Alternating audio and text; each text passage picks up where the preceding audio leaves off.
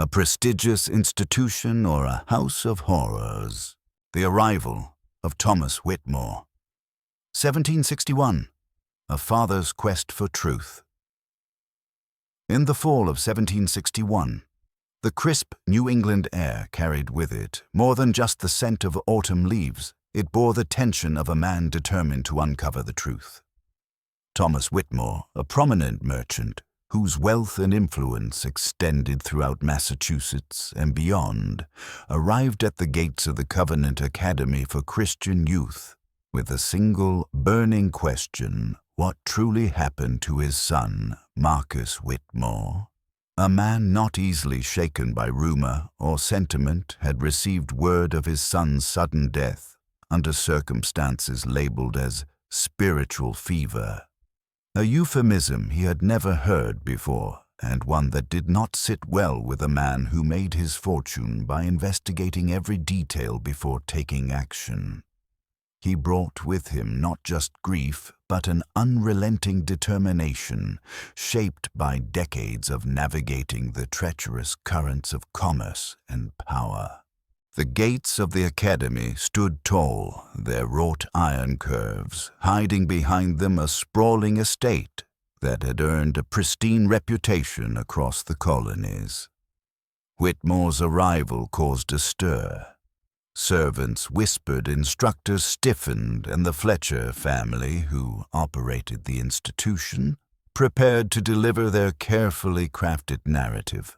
But what Thomas found inside those ivy-covered walls would not only challenge everything he thought he knew about religious education, it would shake the very foundation of colonial morality.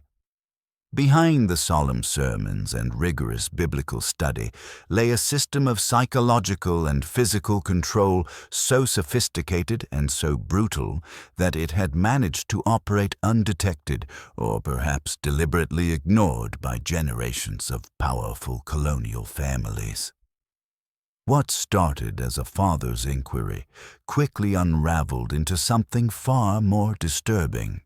Whitmore's search unearthed sealed medical records, cryptic letters written in cipher, and whispers of experimental methods of spiritual correction that bore closer resemblance to the Spanish Inquisition than any Christian pedagogy. He learned of deaths, dozens of them, each buried beneath layers of theological justification and silence. The Covenant Academy was no ordinary school. It was a laboratory, and the students were its specimens. This initial confrontation would mark the beginning of an investigation that would reach into the highest ranks of colonial governance and expose a conspiracy so widespread that its echoes would be felt not just in the decades that followed, but in the very architecture of American law enforcement and military doctrine. And as Whitmore would soon discover, his son was not the first to die behind those walls, but he would be the last to die in silence. The Fletchers' pristine Christian façade, a reputation built on elite education. From the moment one laid eyes on the Covenant Academy, it was evident that appearances were everything. Its towering brick façade, perfectly symmetrical architecture, and immaculately trimmed hedges sent a clear message to the colonial elite. This was not merely a school, it was a sanctuary for the cultivation of future leaders. Behind that carefully curated exterior stood the Fletcher family, a dynasty of theological and psychological strategists who had convinced the most powerful families in New England that their sons would receive not only academic rigor, but divine formation. Headmaster Josiah Fletcher, his wife Martha, and their son Samuel presided over the institution like spiritual monarchs, and few dared to question their authority. The Fletcher family's image was deliberately constructed to appeal to the Puritan ideals of discipline, obedience, and sacred duty. Josiah, a towering figure with a booming voice and deep-set eyes, exuded authority from the pulpit and the classroom alike. He often preached sermons that were later printed in regional religious journals, reinforcing his status as a moral compass in a society still deeply shaped by the memory of witch trials and divine retribution. Martha, equally commanding though less publicly visible, operated as the emotional and psychological architect of the academy.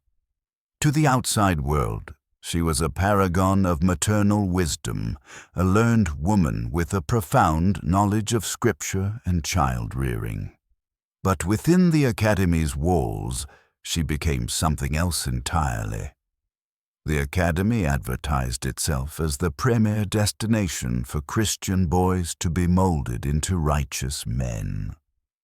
Its promotional materials sent to wealthy families across the colonies highlighted its strict but loving environment, rigorous classical education, and close adherence to biblical teaching. The curriculum included Latin, Greek scripture, memorization, logic, and rhetoric, all taught under the constant supervision of Harvard and Yale-trained instructors. The price of enrollment was high, so high, in fact, that it excluded all but the wealthiest families. But this exclusivity was no accident. It was part of the Fletcher family's calculated design. By limiting enrollment to the children of merchants, magistrates, ministers, and landowners, the Fletchers created a dual buffer. First, they insulated themselves from scrutiny, as no parent wanted to believe their son could be mistreated at such a prestigious institution. Second, they ensured that the students themselves were predisposed to deference used to comfort and praise, and therefore all the more vulnerable to deprivation and control.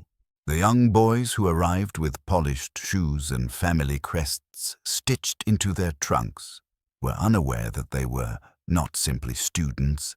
They were subjects in an ongoing experiment, one with far-reaching implications. Outwardly, the academy was flawless. No scandal had ever touched its name. Its alumni were regularly appointed to high positions in the colonial administration. Churches proudly announced scholarships to the school. Sermons were held in its chapel, and newspapers reprinted its headmaster's teachings. But this carefully orchestrated façade concealed something much darker. The Fletchers had weaponized Christian education, using scripture as both shield and sword. What they taught was not only obedience to God, but absolute submission to authority, even when that authority veiled abuse in the language of righteousness. And because the institution served the sons of the elite, its victims' pain remained buried, camouflaged by prestige and power. It was a place where no one believed evil could dwell until they did. The 1987 discovery, ciphered letters, financial records, and disturbing medical notes. For over 2 centuries, the Covenant Academy's grim legacy remained hidden behind sermons, silence, and soil. But in 1987, during a routine renovation project at Salem's Old North Church, a structure built over one of the oldest Puritan meeting houses in Massachusetts, a sealed compartment beneath the choir loft was unearthed by a construction team replacing aged floorboards. Inside, encased in a lead-lined wooden box, lay a cache of documents so chilling, so methodically composed, that they would shatter the benign historical image of the long-defunct Covenant Academy and force a re-examination of its true purpose. The box contained dozens of brittle parchments, leather-bound ledgers, and small wax-sealed packets.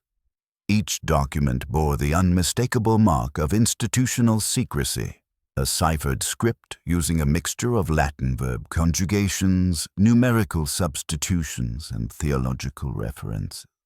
Decoding the texts took nearly 3 years and required the expertise of cryptographers from Boston University and scholars of early American religious literature. But when the contents were finally deciphered, the revelations were staggering.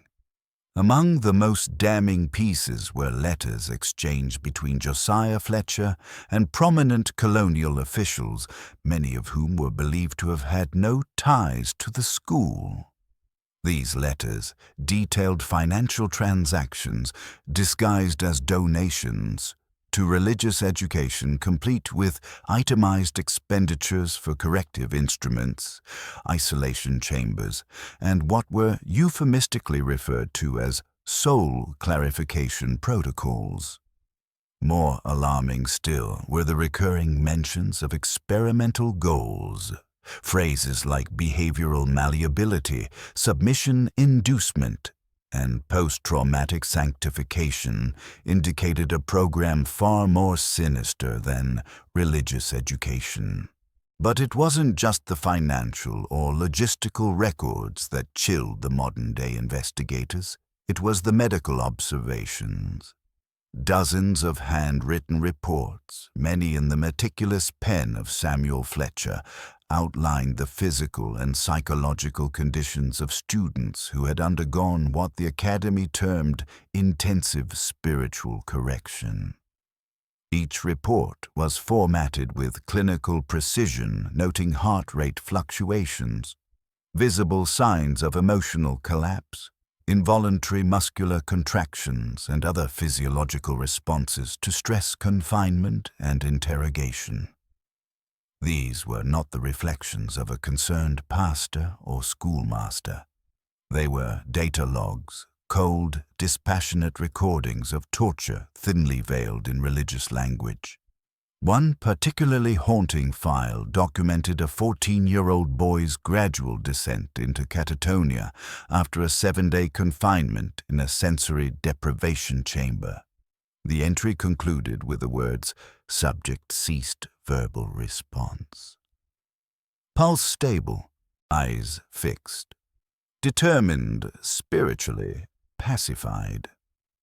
Another noted a student who developed a chronic stutter and facial tic after being subjected to prolonged theological interrogation in a candle-lit room painted with passages on eternal damnation. These were not isolated cases. The records showed patterns, methods applied, effects noted, results compared. The Covenant Academy had not simply punished disobedience. It had systematized suffering for the purpose of control. The release of these findings in 1990 sent shockwaves through historical and theological circles. The Covenant Academy, once upheld as a beacon of early American Christian education, was now reclassified by some as the earliest known example of psychological experimentation in the colonial world. Historians drew connections between its methods and later practices in military conditioning, prison design, and even modern interrogation techniques. What had been sealed away for 2 centuries was not just evidence of abuse, it was a blueprint for manufacturing obedience under the guise of faith. And it had nearly vanished from history until the truth refused to stay buried. The hidden reach, how the Academy shaped colonial power from the shadows. While most institutions of the 18th century existed within the visible hierarchy of colonial society, churches, courts, town halls, the Covenant Academy operated both within and beyond the known architecture of power. Its facade as a religious boarding school for elite boys was only the surface layer of a much deeper system, one that strategically embedded its influence in the very bloodstream of colonial leadership. For nearly 3 decades, the students who passed through its iron gates were not just educated, they were psychologically engineered. And when they left, they carried the Academy's methods into every corridor of colonial authority. Among the Academy's graduates were future judges, military officers, clergy, and colonial administrators. They did not speak of what happened in the reflection chambers or the sermons that broke men down before they could rise. But their silence masked something even more profound these men had been conditioned to accept, and in many cases replicate the mechanisms of control they had once endured.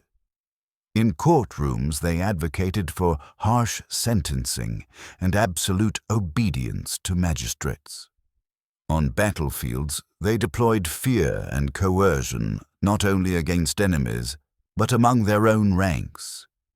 In churches, they preached sermons steeped in themes of submission, suffering, and divine wrath, invoking a theology that had been weaponized during their formative years at the Academy. The documents recovered in 1987 revealed that this transformation was not incidental, it was intentional. The Fletchers had designed their curriculum to shape not just obedient boys, but capable instruments of authority. Their students were subjected to meticulously tiered programs of psychological stress, alternating between deprivation and reward fear and fleeting mercy. Over time, these techniques became internalized. What had begun as trauma morphed into doctrine. The graduates of the Academy emerged with a deep, unspoken conviction. Control was necessary, disobedience was dangerous, and fear was the most effective form of governance. This philosophy quietly influenced colonial policies in law, education, and even warfare. During the Revolutionary War, several former Academy students held command positions and were noted for their unflinching discipline and harsh treatment of deserters or dissenters. In the Indian Wars, tactics employed by some colonial officers mirrored the psychological tactics once used in the Academy's chambers: isolation, disorientation, deprivation of food and water, and the use of religious guilt as a weapon. Even in the design of early American prisons, particularly those in New England, historians have noted eerie similarities to the Academy's spatial structures. Cells built for sensory deprivation, corridors designed to echo footsteps and whispers, and chapels constructed with acoustics that made private prayer nearly impossible. The Covenant Academy's hidden reach was not just about the individuals it produced, it was about the ideological legacy it implanted. Its alumni were men who had learned to break others because they themselves had been broken. They had learned that pain, when structured properly, produced loyalty. And in a world where rebellion was brewing, such knowledge was invaluable to colonial officials seeking to maintain order. In the end, the Academy's greatest influence wasn't within its ivy-covered walls. It was in the policies, pulpits, and prisons of early America, shaped by men who had stared into the void and learned to call it virtue. Massachusetts Bay in the 1730s, the soil where oppression could thrive.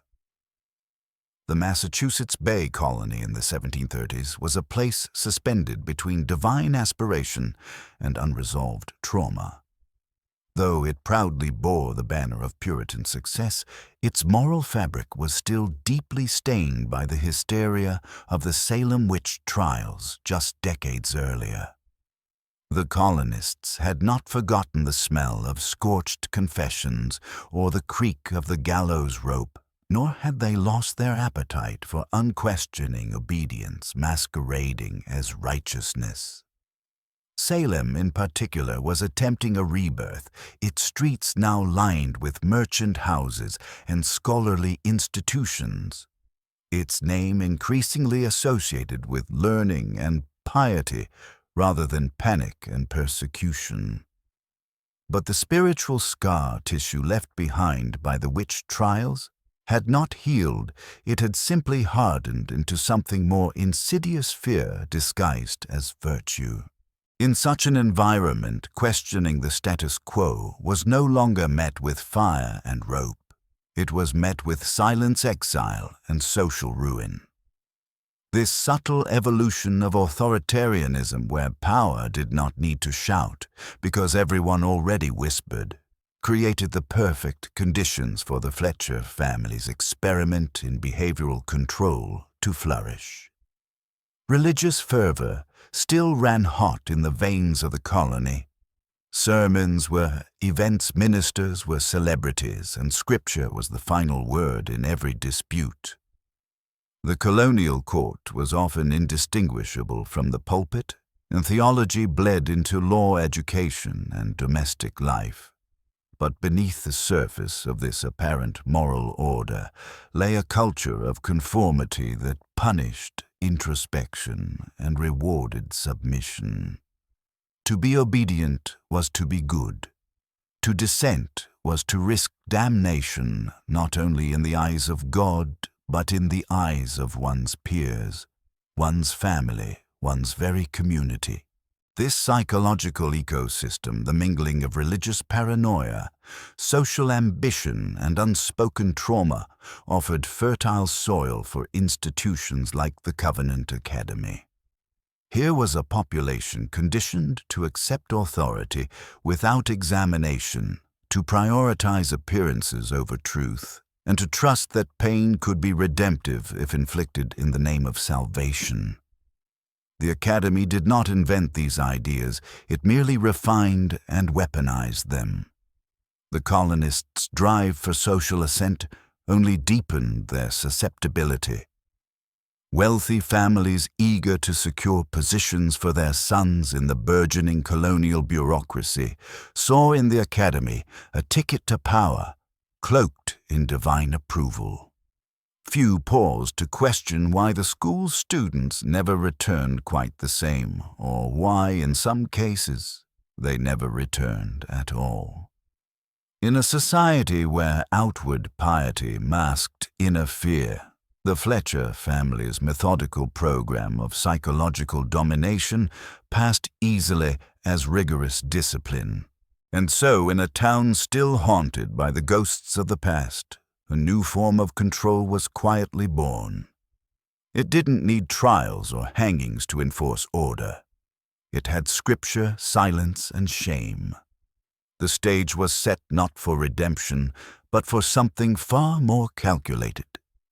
And as the bells of Salem rang over the harbor and the streets bustled with trade and prayer, no one thought to look up the hill where the Covenant Academy waited like a shadow, cloaked in sunlight.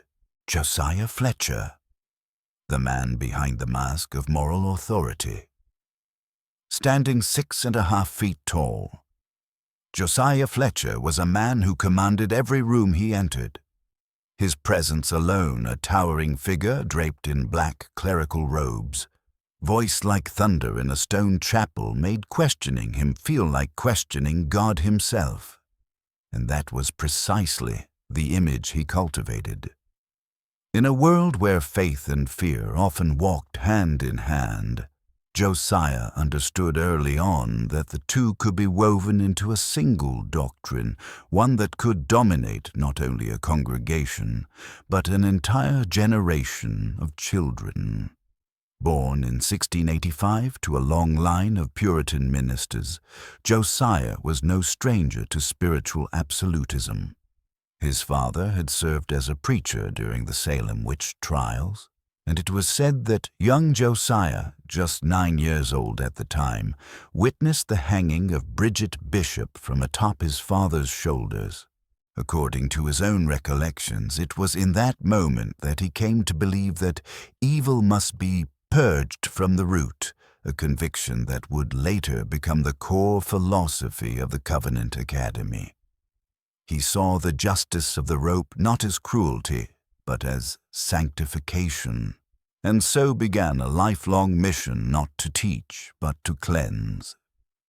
After graduating from Harvard Divinity School, where he studied under the strictest theological minds of the era, Josiah began crafting his vision of an institution that would do more than instruct, it would transform. He understood that controlling the minds of the colony's future leaders would require more than discipline. It would require fear that masqueraded as love, punishment that passed for salvation, and obedience that felt like divine calling. Covenant Academy was not his career, it was his creed. But Josiah's power did not come from charisma alone. He was a political tactician deeply connected to influential merchants, magistrates, and ministers throughout New England. These relationships allowed him to fund and protect his institution even as rumors of its darker methods began to circulate. He positioned the academy as a fortress of moral clarity in an age of creeping secularism, assuring colonial elites that their sons would emerge from his care, not only educated, but fortified, immune to temptation, doubt, and disobedience. Behind closed doors, however, Josiah's vision veered into obsession. He kept journals, volumes upon volumes of reflections, student evaluations, and experimental observations. He did not see his students as boys, but as souls to be reshaped, wills to be broken and reforged. He wrote of the blessed silence that follows the confession, of the sacred trembling before correction. In his mind, there was no abuse, only purification. What others might have called cruelty, he considered divine craftsmanship. In the eyes of colonial society, Josiah Fletcher was a spiritual patriarch, a vessel of order in an uncertain world. But behind that facade was a man who had mistaken domination for redemption, and in doing so, he built not a school, but a factory of fear, with every lesson, every sermon, and every prayer twisted into another turn of the screw. Martha Fletcher, the mind behind the manipulation. While Josiah Fletcher stood in the pulpit thundering about sin and salvation, it was Martha Fletcher who orchestrated the inner machinery of the Academy's dark engine. She was the cold hand in the velvet glove, the mind behind the manipulation. Where Josiah sought to cleanse the soul through fear, Martha sought to deconstruct the psyche layer by layer until nothing remained but obedience. Hers was not a theology of fire and brimstone, but of methodical control dressed in maternal warmth. And her pupils, unaware of her precision, were never the same.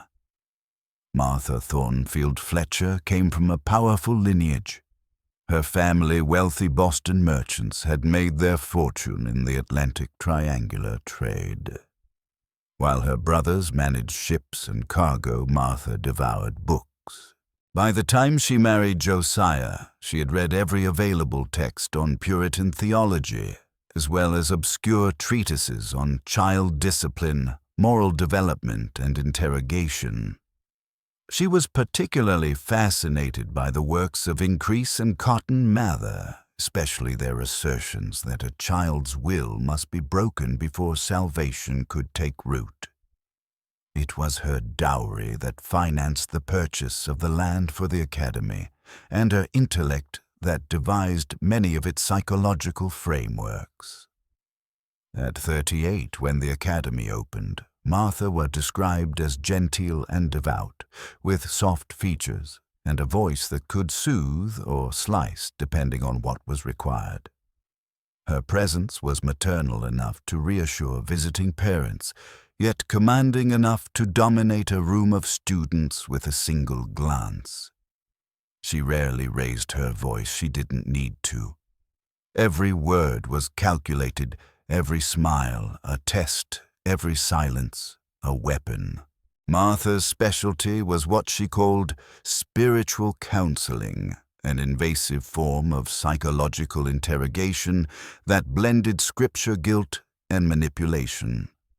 She conducted these sessions in small whitewashed rooms on the Academy's third floor, decorated with verses about punishment and judgment. Students were called in under the guise of care and emerged days or weeks later, altered, quieter, more compliant, sometimes visibly traumatized. To Martha, this was a success. She viewed resistance as a sickness and her job as a form of exorcism.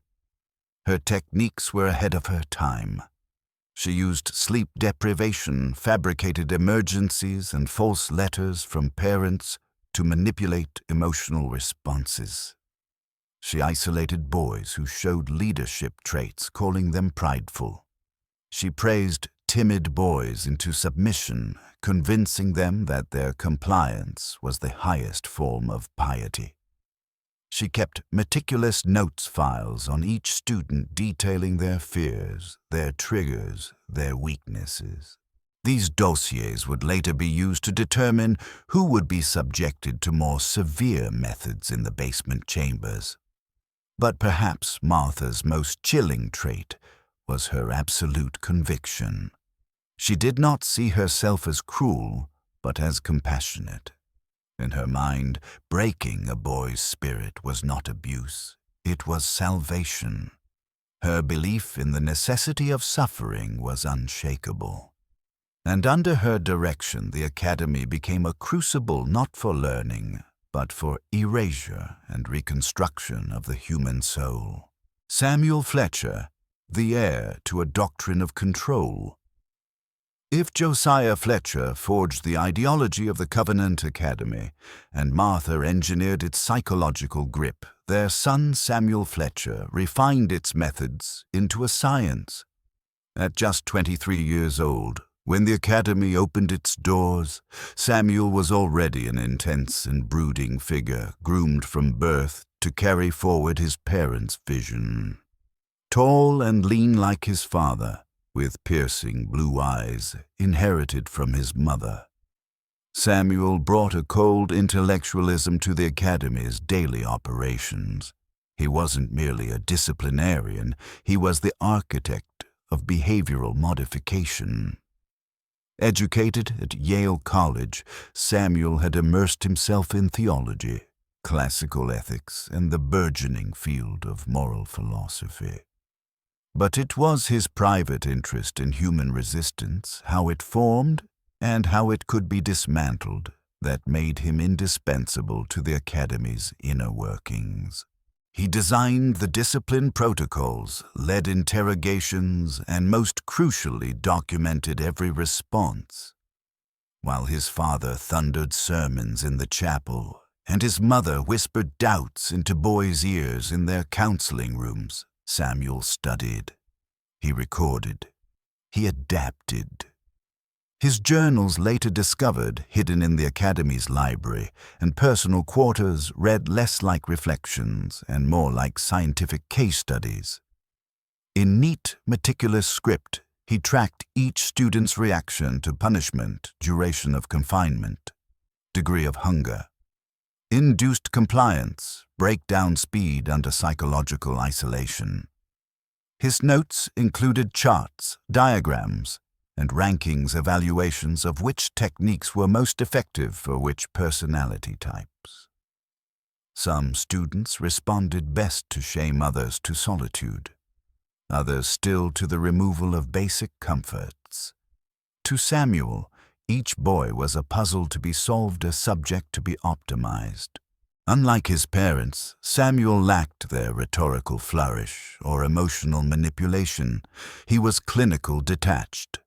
But in that detachment lay a different kind of cruelty, one that saw suffering as data. He never lost his temper. He never raised his voice. But if a student stepped out of line, it was Samuel who decided their punishment. And it was Samuel who watched through slits in basement doors as experiments unfolded, eyes, unblinking pen in hand. Samuel's contribution to the Academy was profound, not because he invented its cruelty, but because he measured it. He gave the Fletcher doctrine an empirical foundation. In time, his findings would be shared with colonial officials who saw in his work a toolkit for governance, for interrogation, for war. Samuel had no children, no sermons, no parish. But through his writings, he would become the father of a methodology that would ripple across generations of institutional control. His legacy was not spiritual, it was procedural, and in many ways it was the most dangerous of all.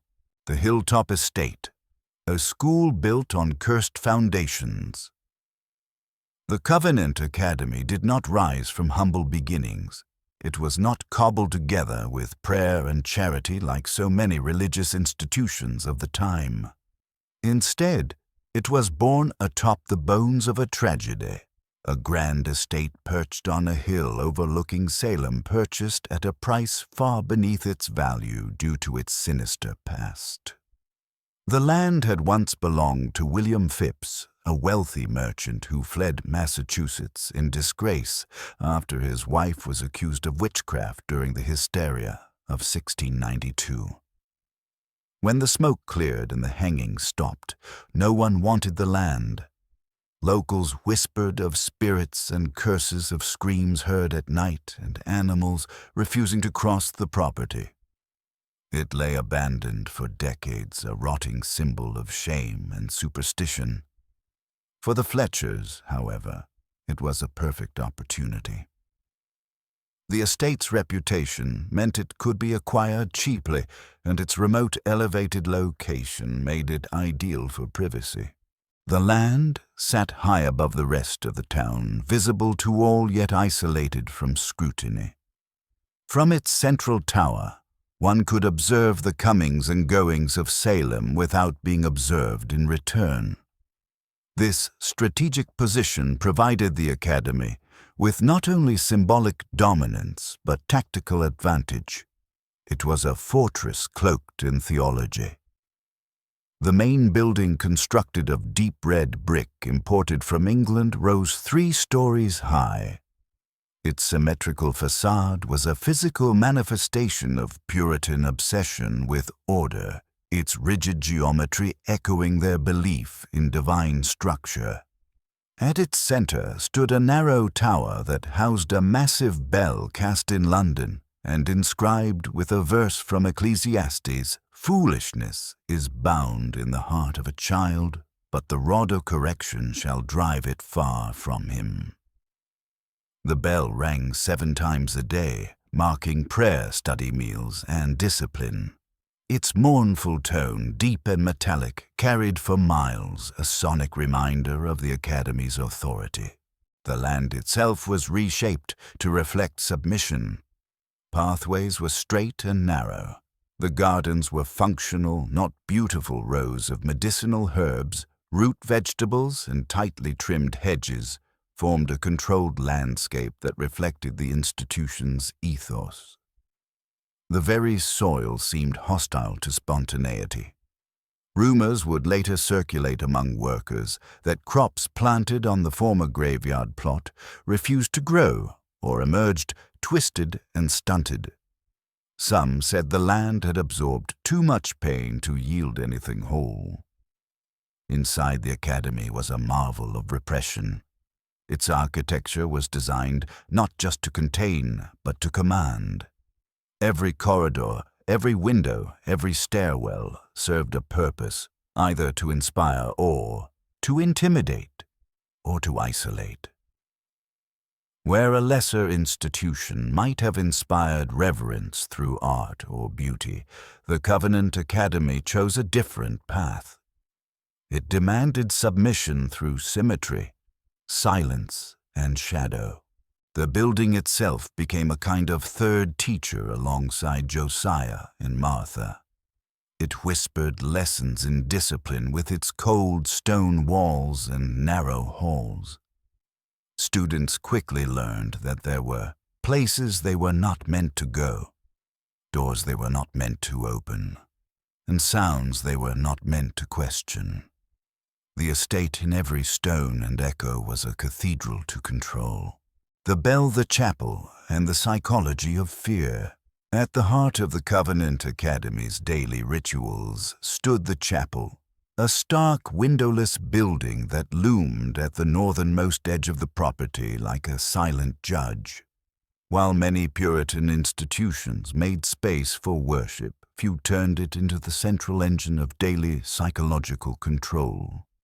The Fletchers, ever the architects of atmosphere, understood the power of rhythm and ritual, and so the bell became the heartbeat of the academy and the chapel its soul.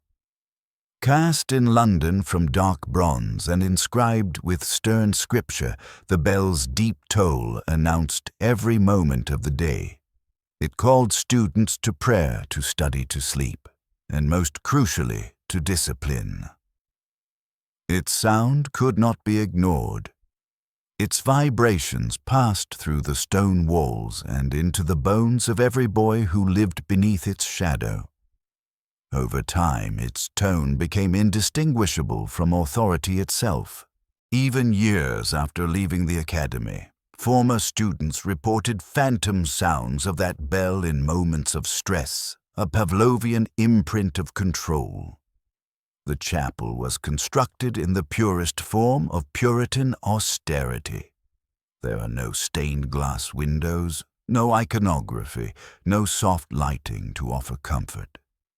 The pews were hard, the air cold, and the acoustics engineered to perfection. A whisper from the pulpit could be heard clearly in the furthest row. A side comment from the back echoed shamefully across the room. Every student was exposed, every word was recorded by memory. The building itself enforced transparency and obedience.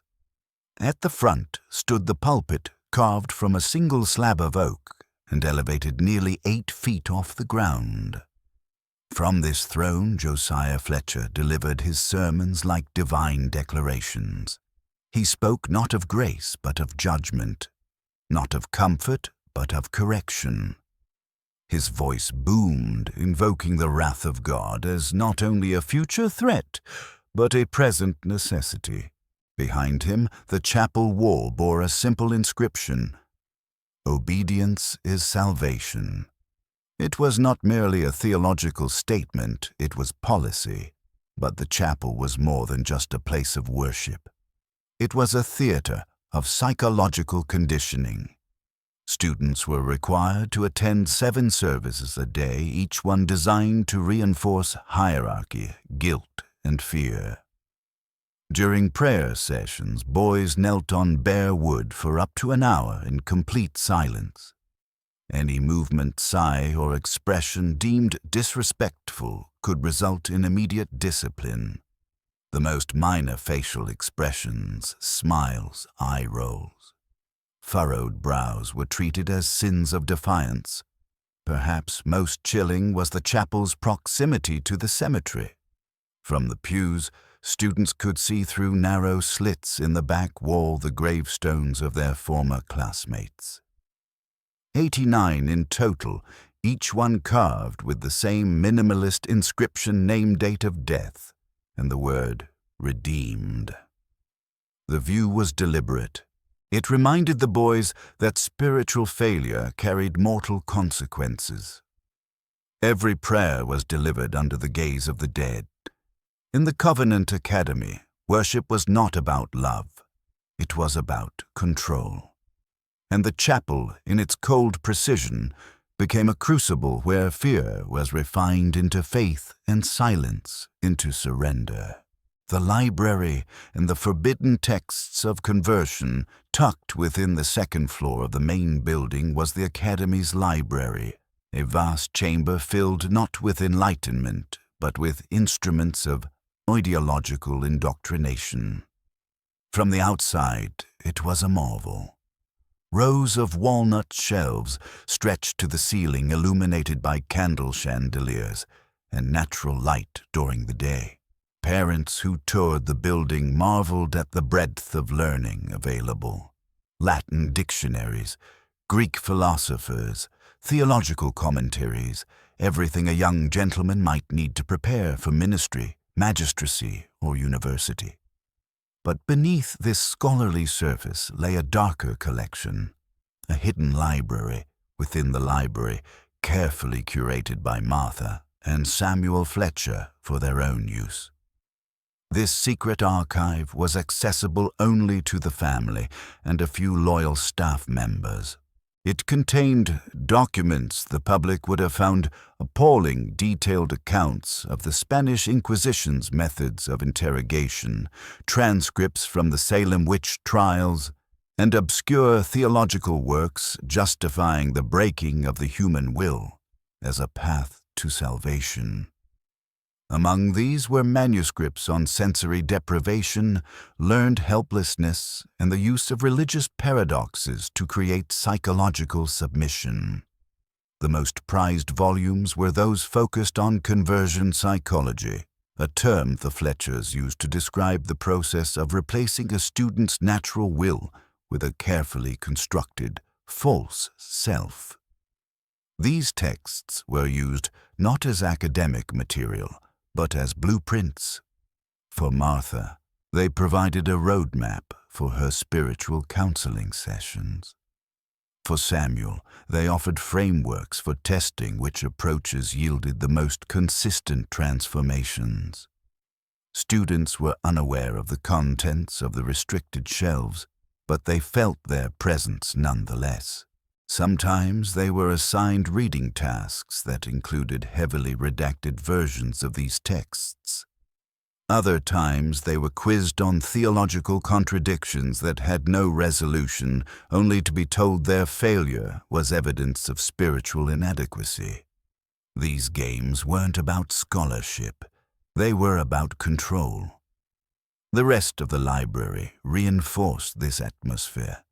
The books selected for general circulation emphasized divine punishment, the dangers of pride, and the necessity of obedience. There were no tales of redemption without suffering, no philosophies of inner freedom or grace.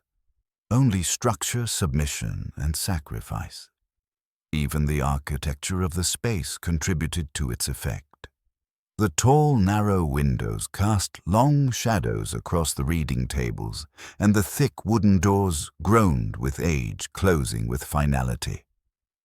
Inside the library, time seemed to slow, and voices instinctively dropped to whispers.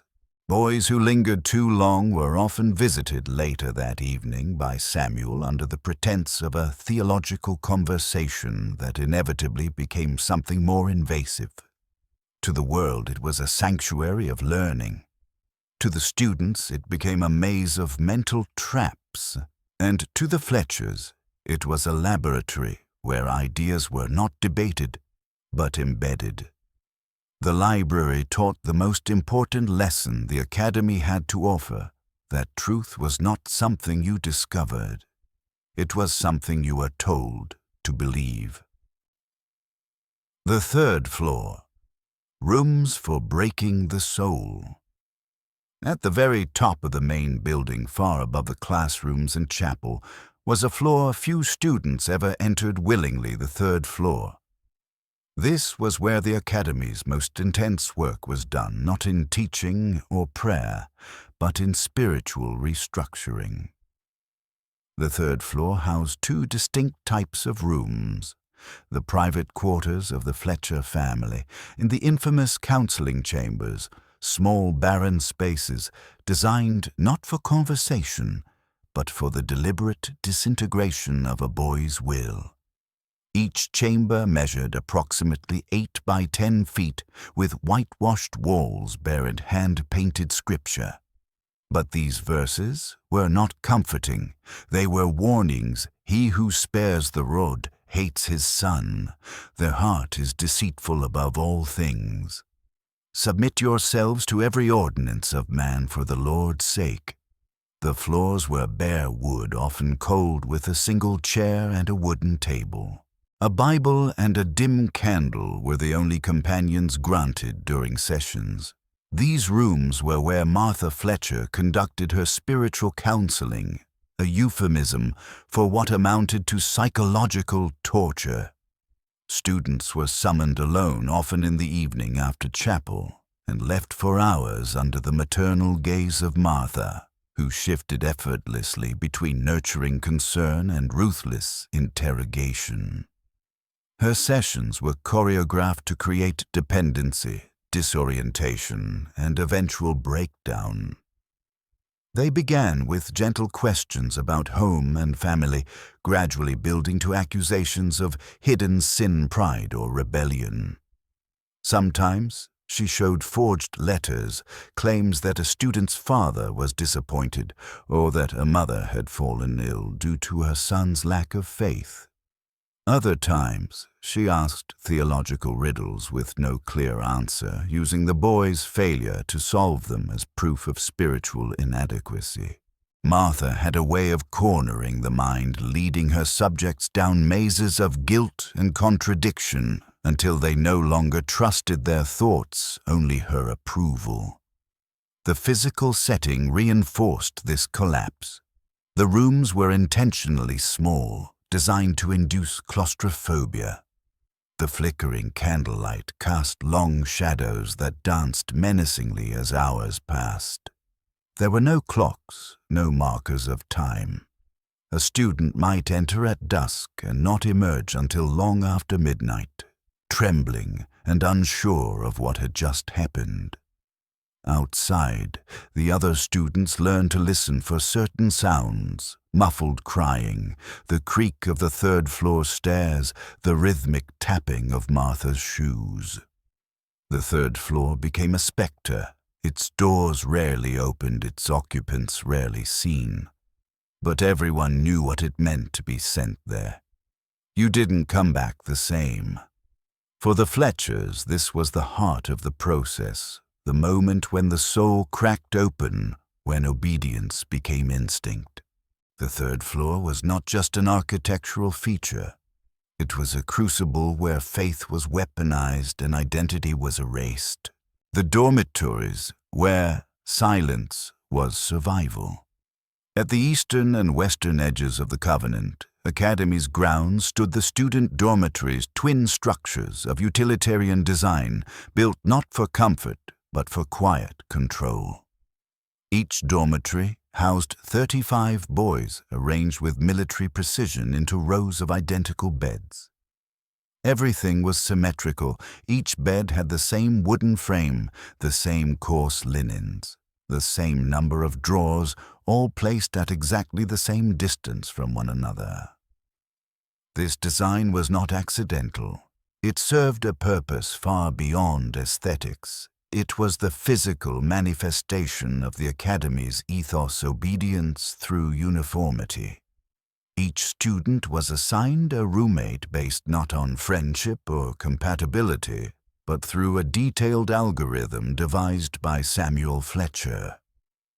Family status, psychological resilience, academic performance, and observed behavioral tendencies were all factored in. The goal was simple pair, every student with someone who could either control or inform on him. There were no true confidants at the Academy, only surveillance cloaked as companionship. Supervision within the dormitories was executed by older students known as prefects. These boys were chosen not for their leadership qualities, but for their loyalty to the Fletcher doctrine. They had undergone the most rigorous spiritual correction and emerged utterly compliant. Their role was not merely to maintain order, but to serve as the Academy's eyes and ears. Every whispered doubt, every tear shed after dark, every sign of rebellion or longing for home was documented and reported. Lighting was dim and strictly controlled. At night, a single candle remained lit in each hall, casting long shadows that flickered like ghosts across the stone walls. The students learned to move silently, to speak in code, and to hide their emotions. Crying was a risk. Questioning was treason. Even dreaming out loud could land a boy in the reflection chambers. Over time, the dormitories did not feel like homes. They felt like holding cells where even the air seemed to judge. Yet amidst the fear, a strange kind of underground brotherhood formed. Students learned to signal distress through coded gestures, a tapped knuckle on the bedpost, a folded page in a prayer book, a verse misquoted during chapel. These small acts of solidarity became their only resistance. But it was a resistance forged in silence, not revolution. The dormitories were not where boys rested. They were where they learned to survive, to watch their words, to suspect their friends, to erase parts of themselves before someone else erased them first. And every morning as the chapel bell rang and the students marched down the hill to prayer, they passed by the cemetery. There, lined in grim symmetry, like their beds, stood the stones of those who had failed to conform. The message was clear. The dormitory was not a refuge. It was a threshold, and one misstep could take you across it forever. Informants among them. The system of internal surveillance. If the Fletcher family was the brain of the Covenant Academy, then the students themselves were its nervous system, conducting reporting and policing each other under the illusion of hierarchy. Central to the Academy's structure was an invisible yet omnipresent network of informants. Students who had been broken early, reshaped in the counseling chambers, and remolded into tools of compliance. These boys were not obvious enforcers. They were embedded within every age group, every dormitory, every study circle. Their role was to observe and report, not as punishment, but as penance. Samuel Fletcher designed the surveillance system with terrifying efficiency. Each informant was carefully selected through a combination of psychological profiling and targeted spiritual correction. Once a boy had reached the desired level of pliability, usually after prolonged exposure to fear isolation and reward-based conditioning, he would be offered a higher path, the chance to redeem himself by assisting the Academy in maintaining order. The offer was rarely refused. For many it felt like salvation. These boys were trained to notice everything: a missed scripture verse, a stutter during confession, a misplaced glance during chapel. They memorized their peers' routines and reported any deviations. Their reports were submitted in coded notes, slipped under office doors, or recited during private sessions with Martha or Samuel. In return, they received privileges, extra food, less supervision, exemption from reflection chambers. But these rewards came at a steep price: the complete erasure of trust from their community. The existence of informants created an atmosphere of constant uncertainty. Students learned not to speak freely even to their closest friends. Whispered questions like, "Who can you trust?" became meaningless because the answer was always the same: no one. Some boys withdrew entirely, their personalities fading into blank compliance. Others played along, cultivating public piety, while nurturing quiet rebellion in their hearts. But all of them lived in fear, not just of the Fletchers, but of each other. There were no official uniforms or badges for these informants. That was the genius of the system. Anyone could be one. And as students turned on each other, the need for direct oversight decreased. The Academy had effectively outsourced its surveillance to the very children it claimed to sanctify. Even decades later, surviving alumni would confess that the most lasting scar from their time at the Covenant Academy wasn't the physical punishment or the theological manipulation. It was the loss of the ability to trust. To this day, some of them still scan rooms unconsciously for informants, hesitate before speaking their mind, or wake in the night expecting to be called for questioning. The Academy didn't just monitor its students, it made them monitors. And in doing so, It implanted its control not just in rules or walls, but in the minds of the very children it claimed to save. The cemetery, where memory was weaponized. Behind the chapel, nestled between the academy's north wall and a thin grove of crooked trees, lay a small iron-fenced cemetery that bore silent witness to the institution's true nature. 89 headstones stood in regimented rows, each identical in shape and size, each marked with a name, a date of death, and a single word, redeemed.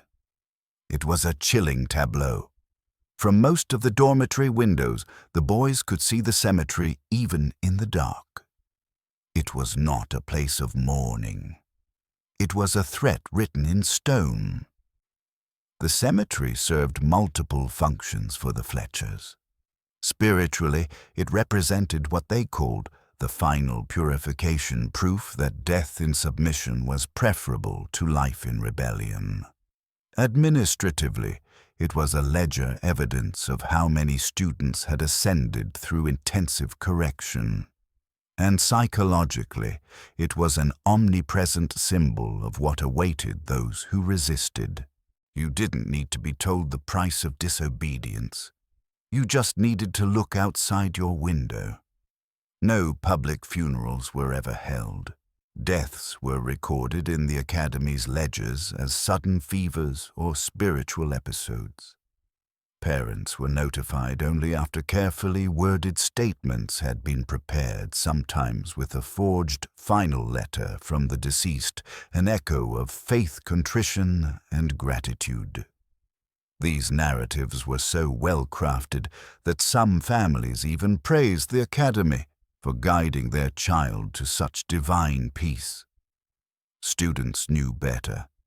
They had heard the screams from the basement.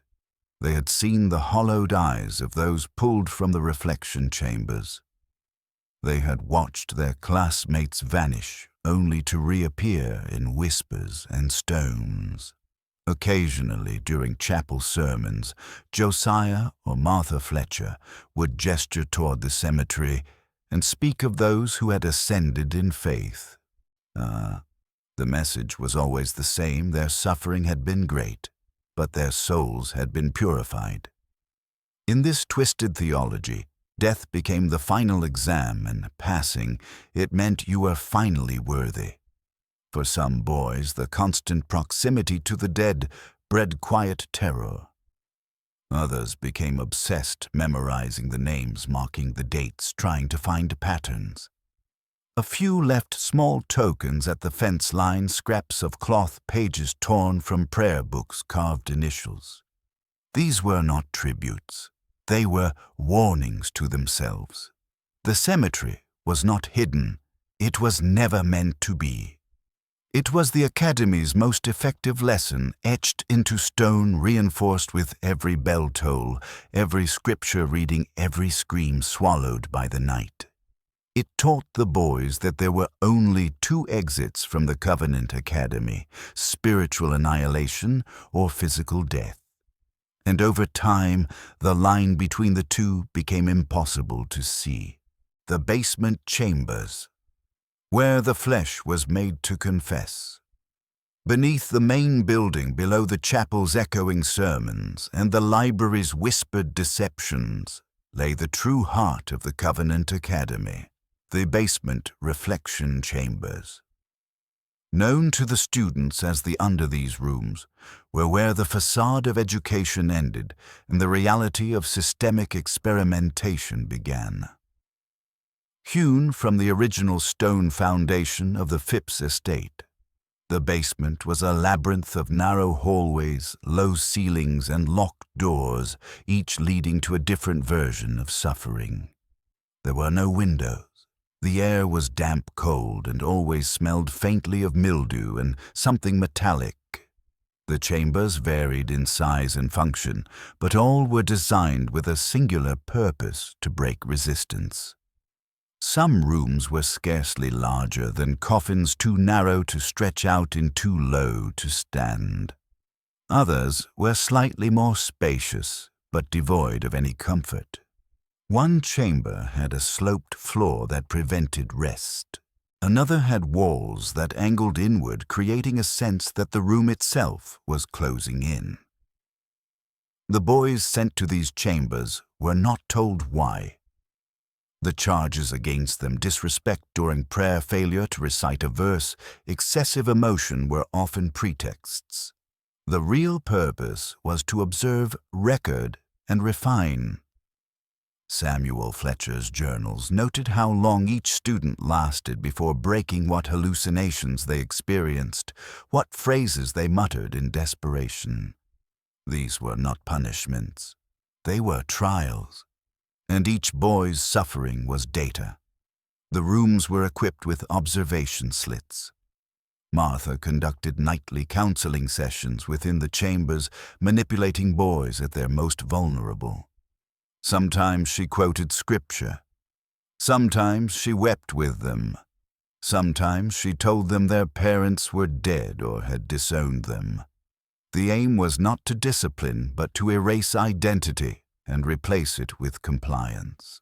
Students emerged from the chambers with eyes that didn't focus, with lips that whispered prayers long after lights were out. Some never returned at all. Their absence was explained away and their names engraved behind the chapel. The basement was not marked on any map. It wasn't part of the tours given to prospective parents, but every student knew of it. They heard the sounds at night, the dragging of chains, the scraping of buckets, the sobs that echoed upward into their dreams. It was in these chambers that the Covenant Academy shed its final mask. This was no school.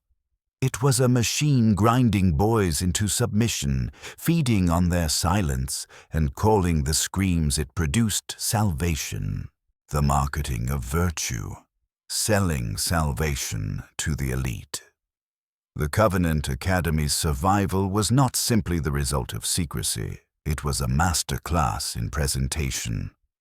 From its earliest days, the Fletcher family understood that to operate their institution as both a school and a site of controlled experimentation, they needed to sell not just education, but virtue. And so they crafted a public image of the academy that appealed to the deepest desires of colonial elites, the preservation of legacy, the cultivation of discipline, and the appearance of piety. Tuition alone was enough to establish exclusivity. At nearly $100 per year, the cost of attendance exceeded the annual income of most families in Massachusetts. This was by design. Only the wealthiest merchants, judges, clergy, landowners could afford to send their sons. And to them, that cost was not a barrier. It was a badge. Enrollment meant status. It signaled that your child was destined not merely for success, but for moral greatness. Pamphlets circulated through Boston, Providence, and even as far south as Charleston, praising the Academy's uncompromising moral standards, its fusion of classical education and spiritual rigor, and its distinguished faculty educated at Harvard and Yale. Josiah Fletcher himself published theological essays that were reprinted in colonial religious journals, presenting the academy as a bastion against growing secularism and moral decay.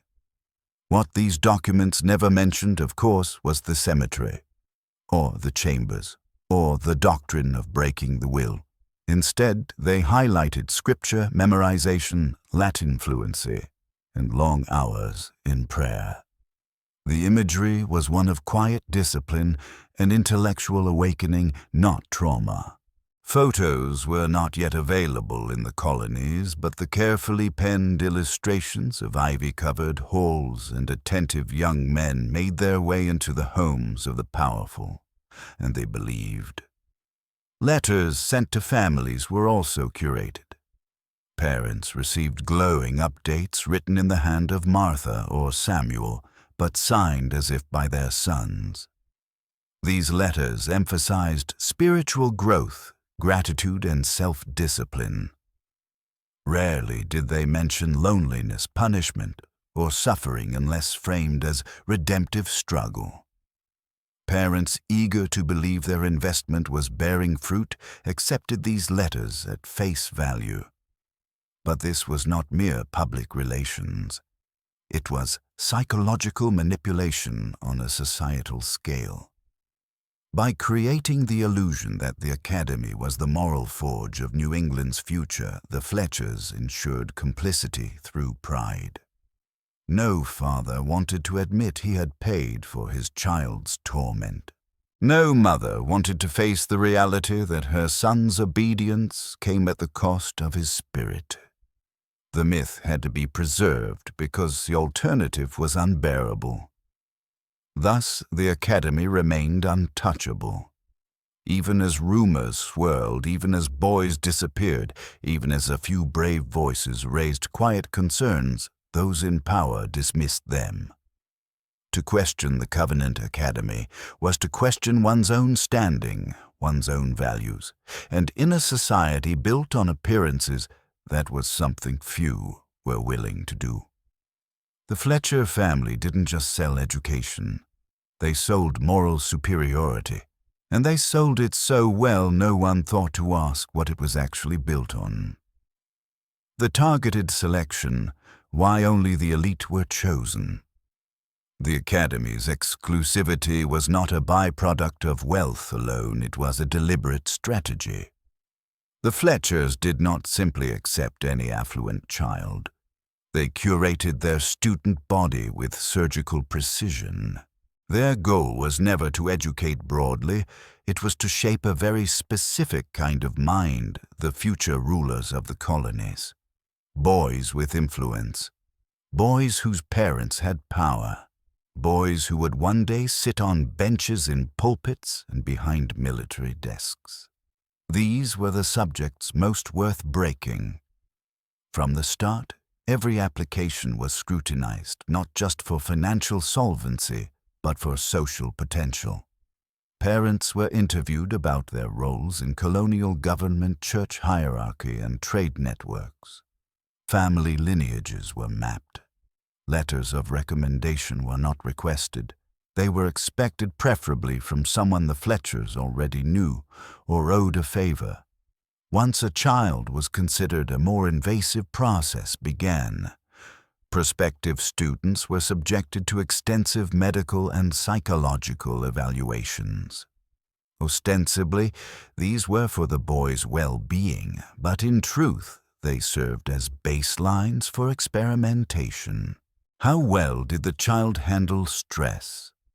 How did he respond to authority? Did he have strong family attachments? Was he prone to emotional expression? These metrics were used to predict which experimental protocols might be most effective. Children from certain backgrounds were given preference. Sons of ministers were ideal for theological breakdown. Sons of soldiers were useful for testing physical endurance. Sons of merchants responded well to shame and status loss. Each student was selected not just for who he was, but for who he could become once reshaped by the Academy's methods. This selection process served another function as well. It protected the Academy. If only elite families sent their children, then exposure became unlikely. No prominent father wanted his political enemies to know his son had cried in a basement cell. No governor wanted to admit that his heir had broken down during scripture memorization. The shame would be too great. The optics would be devastating. And so silence became not only expected, but self-enforcing. In this way, the Academy transformed its students into both victims and shields. Their social stature became armor for the institution. The more powerful the child, the safer the school. And because these children often rose to prominent roles as adults, they carried with them a mixture of trauma and loyalty, a dangerous combination that would help spread the Fletcher doctrine far beyond the walls of the campus. The Fletchers didn't want students, they wanted subjects, and they selected them with the same care a scientist chooses test animals, ensuring just enough variation to draw conclusions, but enough consistency to control the outcome. It wasn't a school, it was a laboratory. And the bloodline of every boy was just another variable. The biblical discipline. Pain disguised as the doctrine. To outsiders, the Covenant Academy was a place of rigorous biblical instruction. To those inside, biblical discipline was something else entirely, a carefully constructed system of psychological and physical torture disguised in scriptural justification. Inspired by Old Testament verses and Puritan theology, the Fletchers developed a system where pain was not only permitted, it was the pathway to purification. Every student learned early that discipline was sacred. Mistakes were not corrected, they were cleansed. The process often began with forced memorization of entire books of the Bible. Failure to recite even a single word correctly resulted in punishments that ranged from public humiliation to solitary confinement. Students were required to kneel for hours on splintered wood. Some were forced to wear signs around their necks bearing words like pride or lust. Others were denied food or water for minor infractions, delivered only scripture instead. The justification for these punishments came directly from the pulpit. Josiah Fletcher's sermons were filled with fire and brimstone passages about divine wrath and the rod of correction. He often quoted Proverbs, Deuteronomy, and even Leviticus, presenting suffering not as consequence, but as necessity. To suffer was to be sanctified. To endure was to be loved. And to resist was to risk damnation. Martha's role in discipline was more psychological. She often told boys that their punishment was a sign of divine favor, that God had seen their soul and demanded refinement. This framing led many students to internalize their pain as deserved. Some even began to crave punishment, believing it would bring them closer to God's approval. Others sank into guilt-ridden compliance, terrified that failure to suffer properly would condemn them eternally.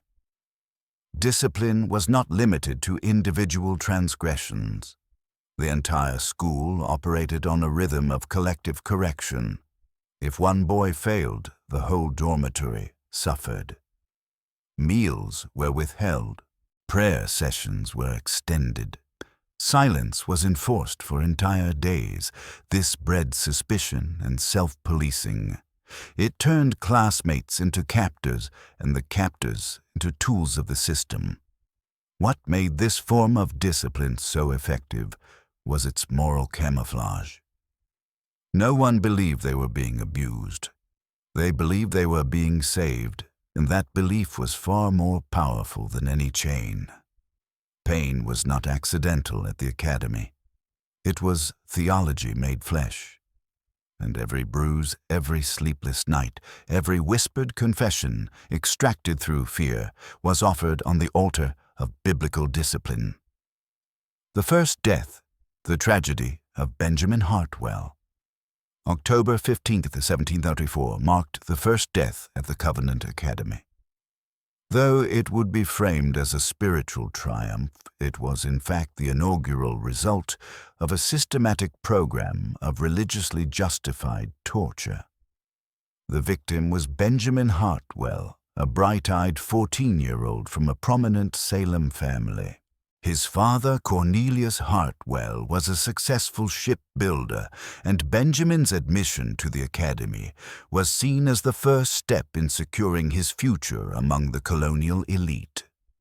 Benjamin's first few weeks were uneventful. He excelled in Latin, showed remarkable memory in Scripture, and participated eagerly in chapel services.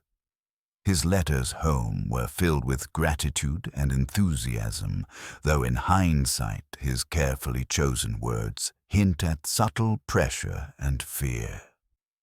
The turning point came during an evening prayer session when Benjamin smiled faintly, remembering a family moment. It was a small, harmless smile, but Samuel Fletcher noticed. After prayer, Benjamin was summoned. Samuel accused him of spiritual levity, a failure to take God seriously during sacred reflection. Benjamin tried to explain, but his defense was interpreted as rebellion. He was sentenced to reflection. The chamber chosen was 6 by 8 feet with walls that leaked rainwater and a ceiling too low for standing. For 3 days, Benjamin was fed only bread and water, left alone in the cold, with a Bible and a flickering candle. Martha visited each night. Her spiritual counseling sessions were intense, shifting from gentle concern to theological interrogation. She pressed him on his faith, his thoughts, his loyalty to God. She questioned his worthiness, made veiled references to family shame, and used her now perfected tactics of breaking the mind by assaulting it with false dilemmas, emotional manipulation, and sleep deprivation. By the 3rd day, Benjamin had begun speaking to himself in Scripture, verses his voice barely audible. On the morning of the 4th day, he was found lying motionless, his eyes wide open and locked in an expression of horror. He had died alone, surrounded by candles and cold stone. The official report described his death as spiritual fever, a euphemism that would be used many times afterward. Josiah Fletcher told the school that Benjamin had been called home by God at the moment of his deepest devotion. A sermon was delivered that evening, casting Benjamin's death not as tragedy, but as triumph. But for those who lived within the academy's walls, everything changed that day. The students had seen Benjamin enter that room. They saw him carried out, and even if they didn't understand what had happened, they knew something sacred had been replaced by something monstrous. Benjamin Hartwell became the first martyr of the academy, not to faith, but to a system that would go on to claim dozens more. The mothers who questioned, whispers of grief and suspicion. While the fathers of Covenant Academy students were often political or business leaders with reputations to protect, it was the mothers tethered to a more intimate sense of their children's well-being who first felt the fracture. Though the Academy's letters assured families of spiritual development and necessary hardship, the tone of their sons' correspondence became unnerving. Words were too formal. Phrases were too perfect. Even the handwriting, uniform and rigid, felt foreign. Some mothers sensed something was wrong long before any official records were ever opened. In Salem's upper parlors and tea rooms beneath the pretense of polite conversation, they began asking quiet questions. Why had their once cheerful sons grown silent? Why did the academy forbid unexpected visits? Why were funerals held without family present? In 1736, Abigail Townsend, a widow of a local magistrate and mother to one of the academy's youngest students, made an unannounced visit to the school. She claimed illness in the family, a motherly ruse to see her son in person. What she encountered chilled her to the bone. Her son, Samuel Jr., once energetic and vibrant, barely spoke. He flinched when touched. His responses sounded rehearsed. Most disturbing of all, he would not look her in the eyes. Abigail returned home shaken. She wrote to other mothers in her circle, Eleanor Phipps, Margaret Harlan, and Lydia Winslow, each of whom had sons enrolled. Their responses were nearly identical. Withdrawn, changed, hollow. And all of them shared one haunting detail: their sons ended their letters with the exact same phrase, "faithful until called." It became clear that something coordinated was happening. But what could they do? To confront the academy publicly meant challenging the religious authority of the Fletchers and, by extension, their own husbands, many of whom supported the academy financially or politically. The women were trapped, forced to choose between public silence or personal rebellion. So they turned to each other. They began to compare notes literally. Lydia Winslow saved every letter her son sent and noticed the ink changed mid-sentence in two of them. Eleanor Phipps found that 3 separate letters from different months had identical phrasing almost word for word.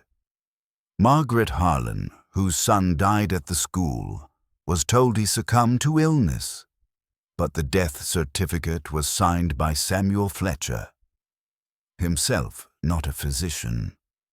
This informal alliance of mothers, though never publicly named, began the first quiet resistance to the academy's authority. They shared what they knew with midwives, clergy wives, and trusted family servants. Rumors turned to suspicion, and suspicion turned into legacy.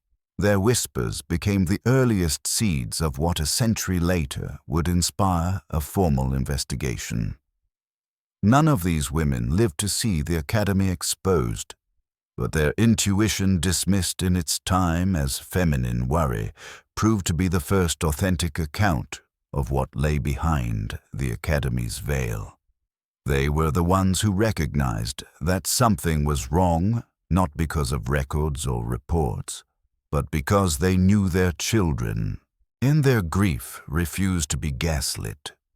History may have forgotten their names, but every document unearthed in 1987 bore the echo of their first quiet question: "What have you done to my son?"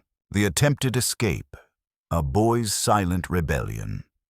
In the spring of 1741, the Covenant Academy experienced what Samuel Fletcher described in his personal journal as an act of juvenile blasphemy, but what modern investigators would come to recognize as the first recorded escape attempt.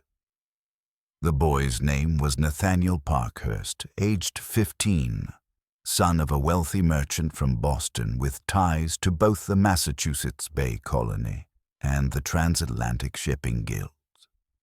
A model student on a paper, Nathaniel had spent nearly 3 years inside the academy system, but unlike many of his peers, he harbored a private clarity. He knew what was happening was wrong. According to recently recovered disciplinary notes, Nathaniel had already been sent to the reflection chambers 3 times for resistance to theological correction. The notes show that he frequently questioned the nature of God's justice as taught by the Fletchers, and once allegedly asked, "Why does love feel like pain in this place?" That question alone was enough to mark him as a target for deeper spiritual refinement. The breaking point came after Nathaniel was forced to stand vigil beside the cemetery for an entire night following an infraction during Latin recitation. In the darkness, staring at the names of classmates lost to silence, something shifted in him.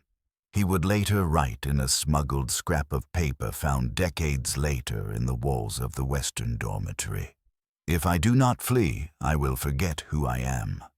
Over the course of 3 weeks, Nathaniel studied the routines of the guards and prefects. He observed when patrols rotated how doors creaked, which windows remained unlatched. On the night of May 9th, he slipped out through the laundry cellar during storm cover. He made it past the main gate, crossed the outer orchard, and nearly reached the tree line where a service road led to Salem. But the academy was built to contain both body and spirit. Dogs were released. Nathaniel was caught 2 miles out barefoot and soaked, clutching only a small wooden cross and a damp prayer book. He was brought back not as a runaway, but as a lesson. The punishment was swift and symbolic. He was not executed. Doing so would raise too many questions. Instead, Nathaniel was stripped of all academic standing, declared spiritually regressed, and sentenced to live in permanent silence within the academy. For the remainder of his time there, he was not permitted to speak, write, or pray aloud. His name was removed from official records. He became a ghost in his own life. Other students were warned that speaking to Nathaniel would result in equal punishment, and so he drifted a silent boy in a hall full of whispers, a living reminder that escape was not only impossible, it would cost you your voice, your identity, yourself. Nathaniel Parkhurst died 2 years later. The cause of death was listed as melancholic collapse, but those who saw him during his final days described him as barely human, thin, quiet eyes, vacant. He had tried to reclaim his freedom and was punished not with chains, but with erasure. Yet his act of rebellion, however brief, lit a spark. His name would later be recovered, etched into the foundation of a later survivor's testimony. And long after the Academy's fall, one of the encoded ledgers found in 1987 included a single phrase at the bottom: "One tried to run." He almost remembered who he was. The disappearance of the Fletcher line. How history was erased. By the early 1800s, the Covenant Academy had fallen silent. The buildings stood overgrown and weather-worn, their interiors sealed and claimed by time. But while the physical structure lingered like a scar, the family that had created the institution, its architects and enforcers, vanished from public life almost entirely. The Fletcher name, once associated with moral instruction and colonial theology, was abruptly absent from town records, church rosters, and family registries. It was as if history itself had conspired to forget them. There are no known graves for Josiah or Martha Fletcher, no funeral records, no will, no estate transfer. Their 3 children, Jonathan, Eleanor, and Marcus, each disappeared from Massachusetts census data before 1810. Theories abound. Some believe they changed their names and moved west as the American frontier expanded. Others suspect they were absorbed into another religious movement, perhaps hiding within the folds of early evangelical migration. A more chilling theory, supported by private notes from a retired archivist in the 1930s, suggests that the Fletchers destroyed themselves in a final act of theological sacrifice, believing that their work had reached divine completion.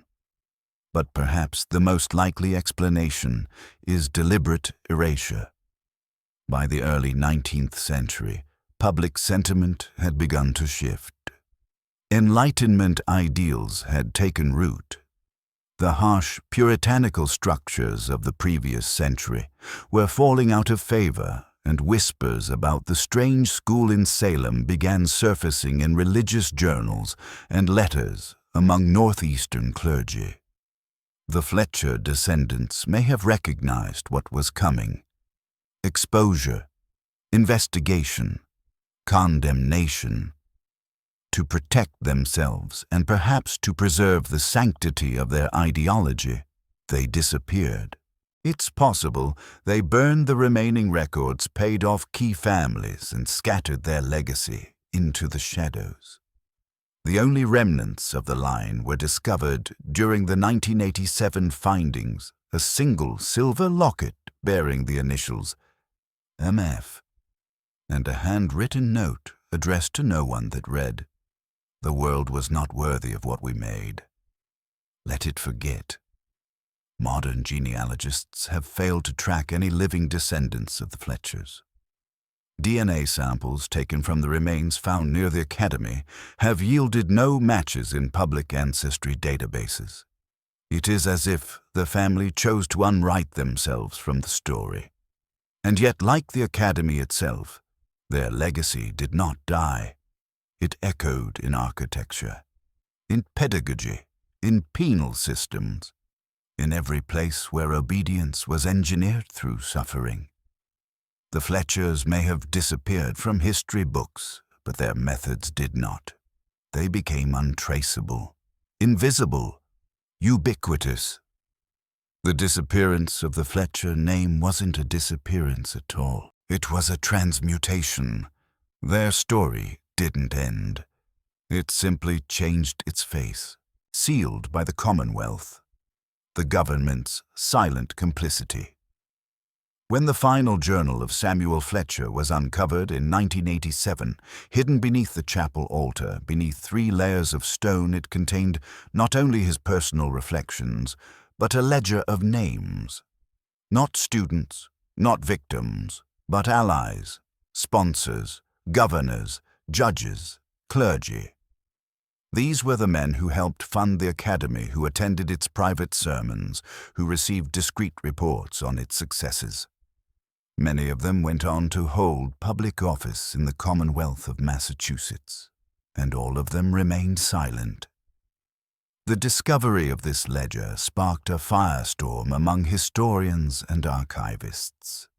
The list included some of the most revered names in early American political history. What followed, however, was not justice but bureaucracy. Within weeks of the journal's decoding, the Massachusetts State Archive classified the document under State Security Seal C, citing potential threats to public confidence and social cohesion. The names were redacted. The original pages were placed in climate-controlled storage, and a public statement was issued. Further research is ongoing. No evidence of systemic abuse has been conclusively verified. This was not a cover-up of a forgotten crime. It was a continuation of it. The archivist's warning. A whistleblower silenced in 1991. 4 years after the initial discovery of the sealed files beneath Old North Church, a senior archivist at the Massachusetts State Historical Records Bureau named Clara Densmore began an independent inquiry into the sealed files related to the Covenant Academy. With over 30 years of experience, Densmore was well respected among New England's academic circles and known for her meticulous attention to historical truth. But her involvement with the Academy files would mark the end of her public career and possibly her life. Clara had requested access to what was then referred to in classified internal memos as the Fletcher Ledger Collection, citing a discrepancy between the official narrative of the Academy's closure and private donor logs she had uncovered from the 1790s. Her request was denied twice. When she persisted, she was placed on immediate leave pending mental health evaluation, according to a personnel file. But Clara did not stop there. Using her contacts at Yale and a back channel at the Library of Congress, she obtained partial scans of the original ciphered journals, particularly the final sermons delivered by Josiah Fletcher and financial correspondences addressed to unnamed magistrates.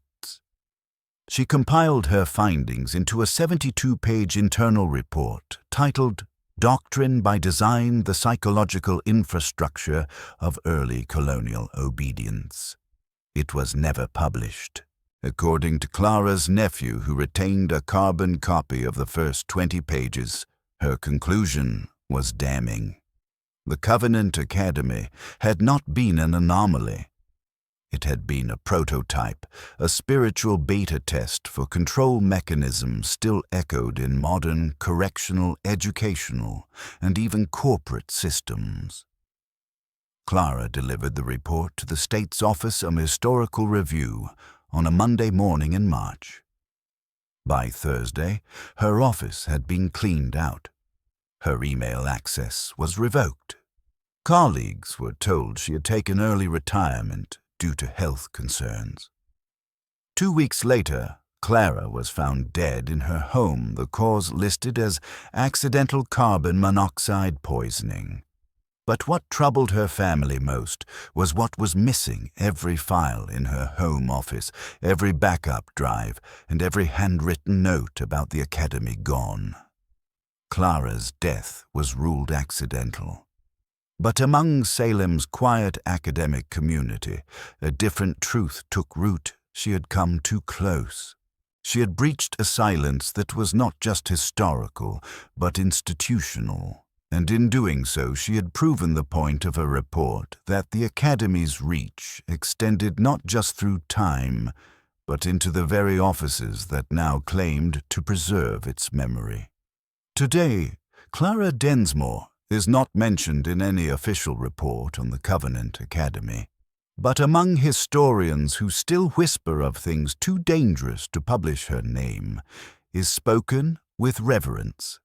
She was the one who saw the design, and she was silenced before she could reveal the blueprint. The disinformation campaign. Reframing horror as hoax. By the mid-1990s, following the near-revelatory discoveries of the 1987 excavation, a strange trend began emerging across television documentaries, regional newspapers, and academic symposia. A new narrative was taking root, one that framed the Covenant Academy, not as a historical atrocity, but as an overblown legend, a misinterpreted relic, an exaggerated moral panic from a bygone time. And behind this reframing was a coordinated disinformation campaign engineered to protect reputations, institutions, and deeply buried alliances. The pivot began subtly. A popular Massachusetts travel show aired an episode titled Mysteries of Salem, Myths, Magic, and Misunderstandings. In it, the narrator described the Covenant Academy as one of many misunderstood Puritan institutions, likening it to strict boarding schools in Europe. The phrase sensationalized revisionism appeared frequently, discrediting any account that referenced abuse, torture, or occult influence. Instead of an exposé, the Academy became a curiosity, a spooky but harmless chapter in colonial education. Soon after, multiple articles were published in historical journals arguing that the Academy files were inconclusive or possibly forged by anti-clerical radicals in the 19th century. None of these articles cited the original 1987 documents directly. When independent researchers attempted to verify those files, they were informed that the collection was under review and temporarily inaccessible. Meanwhile, a strange surge of satirical blog posts, forums, and even low-budget horror films sprang up using the Academy as a setting. These dramatized and exaggerated the story, complete with invented demons, portals beneath the school, and scenes of pure fantasy. The public grew saturated with falsehoods, and slowly the genuine horror lost its credibility. Truth was drowned in noise. This was not accidental. Leaked internal memos from the Office of Historical Affairs revealed that the Massachusetts Commonwealth had issued narrative reshaping contracts to 2 media firms in Boston and 1 consulting group in Washington, D.C. Their goal to dilute the Academy's historical relevance by reframing it as urban folklore. Public interest fatigue. One document noted as our most effective tool. The campaign worked. By 2001, the Academy had been relegated to Halloween ghost tours. Students dressed as colonial-era boys moaned from fake windows, while tour guides cracked jokes about strict old teachers. A site of generational trauma had become entertainment, but the damage was deliberate. In turning terror into trivia, the institutions that enabled the Covenant Academy had achieved what even the Fletchers could not: full cultural erasure without burning a single document. The underground network, modern echoes in educational institutions. In 2005, a whistleblower at a prestigious private school in upstate New York sent a series of encrypted emails to an underground network of educational activists and trauma-informed researchers. These emails contained disturbing patterns, students forced into prolonged silence for days at a time, prayer-based punishment exercises, and something called the Chamber of Reflection. At first, it sounded like a one-off case of abusive discipline. But the terminology used in those emails sent shockwaves through those familiar with the 1987 Covenant Academy documents. The language was identical. Further investigation kept secret for over a decade uncovered that this school, founded in 1906, had inherited property pedagogical methods and religious affiliations from a now-defunct Boston Theological Seminary. One of that seminary's founders, a direct descendant of Jonathan Fletcher, the youngest son of Josiah Fletcher. DNA records confirmed it. But it wasn't just one school. Across the United States and in some cases in elite academies in the UK, Switzerland and Canada, there existed pockets of private institutions that bore uncanny resemblances to the Covenant model, not just in architecture or religious curriculum, but in their behavioral programs. Isolation disguised as meditation, corporal punishment wrapped in moral sanctification, surveillance systems hidden in prayer rooms. In each case, the founding families had strange connections either by blood or by ideological alignment with 18th century Puritan orders or esoteric Christian sects. Researchers dubbed this the Second Covenant Network, a phrase that never made it into mainstream media but circulated among survivors and independent investigative groups. Though no formal organization appeared to connect these institutions, their methods suggested a shared lineage, a continuation of philosophy, a hidden educational doctrine passed down, like a family heirloom evolving just enough to survive litigation, but not enough to lose its core essence: obedience through fear, control through faith. The children who emerged from these schools described symptoms identical to those recorded in 18th century academy journals: night terrors, dissociation, stunted emotional expression, and in some cases, complete memory blackouts surrounding their school years. Therapists found these reports so consistent that they began coding them under a shared label: covenant pattern trauma. This was no longer history. It was recurrence. And perhaps that was the final legacy of the Covenant Academy. Not that it ended, but that it adapted. The ritual beneath the chapel. The true purpose of the school. Beneath the Covenant Academy's central chapel, a stone chamber had long been rumored to exist, a space used for advanced theological instruction, restricted sermons, or private prayer by the senior staff. The official architectural plans made no mention of it. But in 1987, after days of excavation beneath the altar floor, the truth was unearthed: a circular room 12 feet in diameter, sealed by a limestone disc bearing 3 symbols each, a twisted blend of Christian iconography and something older, almost pagan. Inside, the walls were etched with Latin inscriptions that deviated from standard scripture. Instead of offering comfort or guidance, the verses warned of purification through silence, the sacrifice of selfhood, and something referred to as the unveiling. In the center stood a stone pedestal, waist-high, carved with notches shaped like fingers, designed, it seemed, for kneeling participants to rest their hands while reciting something carved into the floor, a binding oath in mutilated scripture. This was not a place of prayer. It was a place of transformation. According to Samuel Fletcher's final sermons, written in a cipher decoded decades later, this chamber was the heart of the academy. Not metaphorically, literally. He believed it to be a sacred site for conducting the transmutation of the soul, a ritual that could purge disobedience and awaken divine obedience through suffering. Every student was brought to this chamber at least once during their tenure, always under the pretense of spiritual advancement. But what happened inside was never spoken aloud.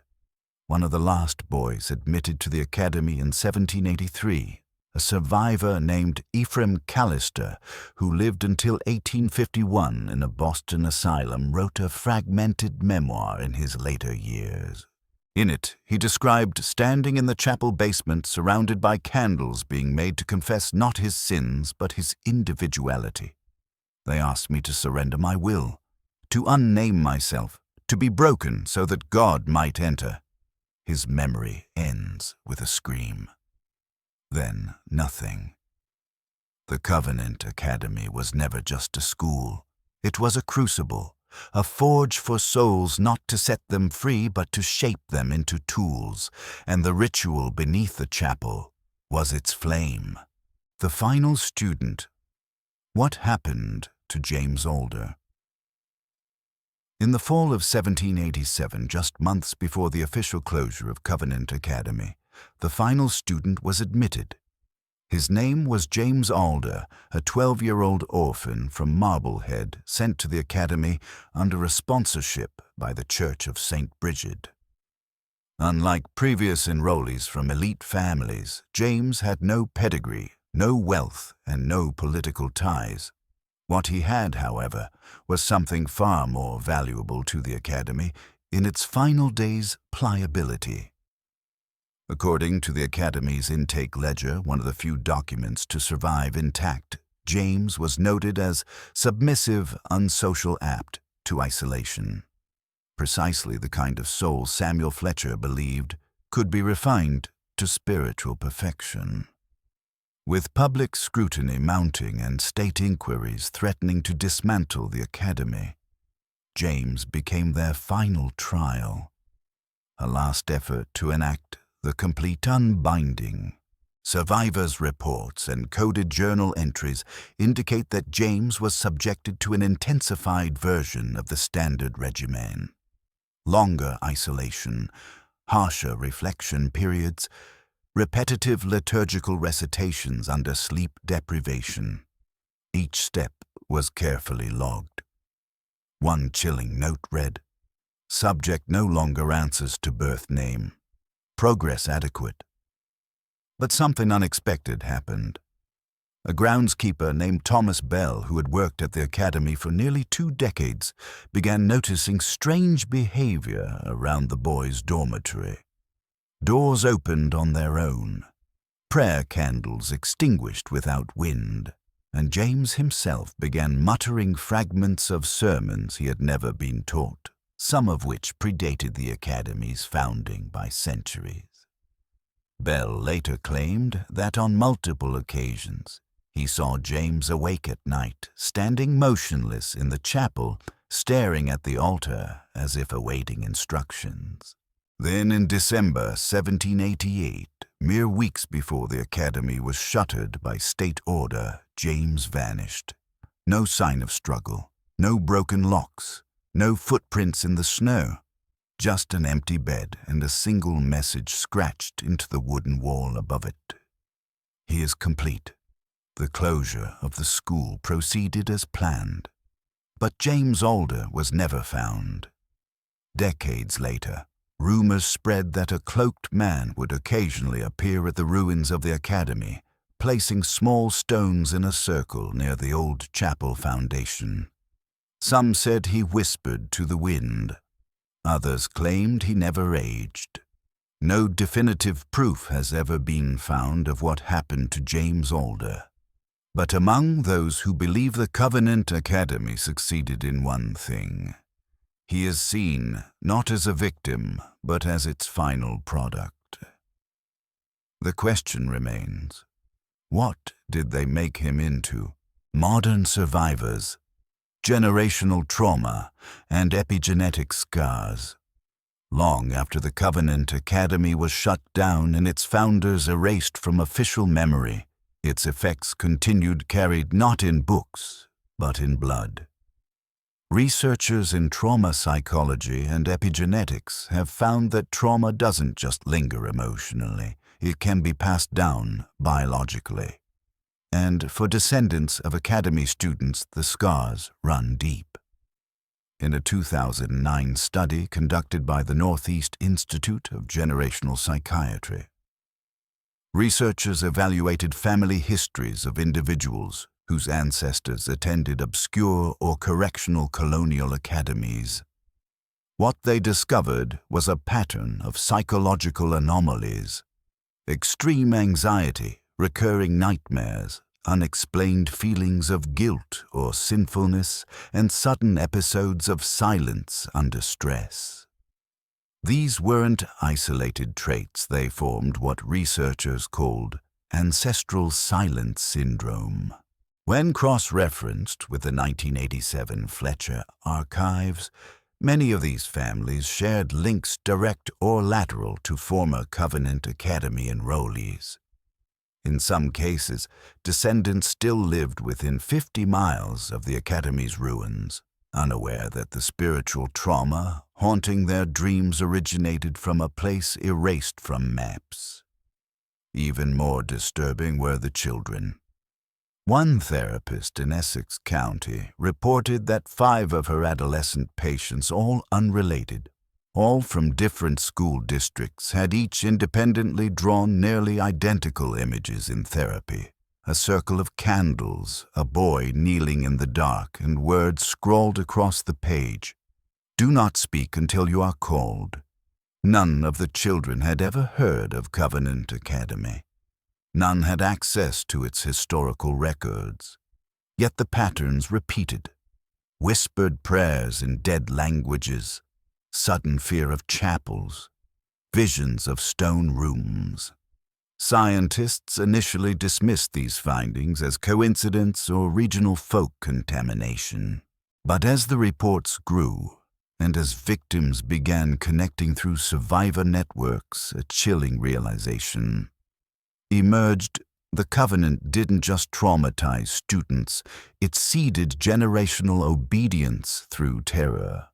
Today, epigenetic researchers are beginning to understand that trauma can change the way genes express themselves. The Fletchers may not have known the science, but they knew the method. And what they left behind wasn't just horror, it was inheritance. The ruins, today. Why no one will build there. The original site of the Covenant Academy sits on the outskirts of modern-day Salem, nestled behind an overgrown thicket of ash and pine trees. On paper, it's nothing but a neglected parcel of land. No road access, no utilities, no development permits ever approved, and yet for over 2 centuries, no one has built there. Not once. Real estate developers have tried. In 1996, a group from Boston proposed turning the land into a historical park. Plans were drafted, funding secured. Within 6 months, all 5 developers had pulled out, 3 citing bad dreams, 1 citing a nervous breakdown, and another refusing to speak about the project entirely. In 2008, a tech company considered the location for a server farm. Within weeks, equipment failed. Electrical readings fluctuated without cause. The project was abandoned. Local children, when dared to enter the woods, often returned silent. Dogs refused to cross a certain line in the tree line. Compass needles spin. GPS devices glitch. And those who stay overnight, few have tried, report hearing, faint whispering, always the same phrase: faithful until call. In 2013, a freelance journalist attempted to document the site for a paranormal documentary. Halfway through filming, his footage was corrupted. His drone crashed without mechanical failure. When he returned home, he found an anonymous envelope in his mailbox. Inside was a page from the 1787 Covenant Ledger. No note, no fingerprints. Even without buildings, the land itself resists forgetting. It repels repurposing. Some say it is cursed. Others say it is waiting. What's undeniable is this something remains. Not a ghost, not a soul. A system, the covenant that never ended. For decades, historians debated whether the Covenant Academy was a singular horror or part of a broader pattern. But after all the ledgers, testimonies, rituals, and silence, a terrifying clarity emerges. The Academy was not an aberration. It was a prototype, a spiritual industrial experiment in obedience perfected through theology, reinforced through architecture, and immortalized through trauma. Its techniques, scripted erasure of identity, sanctified punishment, ritualized submission, did not end in 1788. They evolved. They went underground. They put on new robes, and they infiltrated systems across time, schools that shamed students into silence prisons, that called themselves correctional institutions, churches that replaced faith with fear. And perhaps that is the final, most disturbing truth the Covenant Academy succeeded. Not because it lasted, but because it left behind a mold, a method, a doctrine, and in the silence between its forgotten sermons, the words still echo, faithful until called.